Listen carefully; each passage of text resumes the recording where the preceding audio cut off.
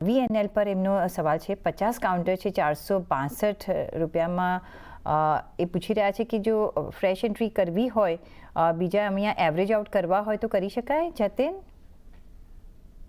જો first of all એવરેજિંગની કોઈ સલાહ નહીં રહેશે at this point of time. આમાં ટ્રેન્ડ નેગેટિવ છે. જ્યાં લગીને આ સ્ટોક 380 385 ની ઉપર સસ્ટેન નથી થતો, જે એની શોર્ટ ટર્મ એવરેજીસ છે, 20 દિવસની એવરેજ છે. જ્યાં લગીને એ સ્ટોક એની ઉપર સસ્ટેન નથી થતો ત્યાં લગીને કોઈ ફ્રેશ એન્ટ્રી લેવાની સલાહ નહીં આપીશ, કન્સિડરિંગ કે એમની પાસે ઓલરેડી છે. મને લાગે છે કે આ કાઉન્ટરમાં હજી ડાઉનસાઇડ છે ટિલ ધ લેવલ્સ ઓફ 325. 325 સુધી ડાઉનસાઇડ લાગે છે.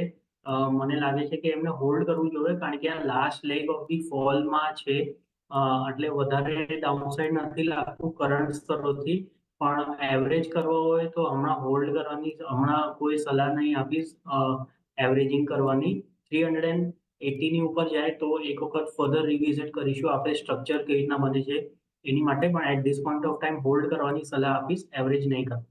એવરેજ નથી કરવાનું, પણ જેટલા તમારી પાસે છે એને હોલ્ડ કરજો. અહીંયા એક ફિનિશિંગ ફીઝમાં ડાઉન સાઇડનું અહીંયા આપણે જોઈ રહ્યા છીએ 300, અને પછી એક કરેક્શન આવશે ને 380ની ઉપર જાય છે, પછી મે બી આપણે આ સ્ટોકને રીવિઝિટ કરીશું. પણ ત્યાં સુધી આરવીએનએલને તમે જરૂરથી હોલ્ડ કરી રાખજો.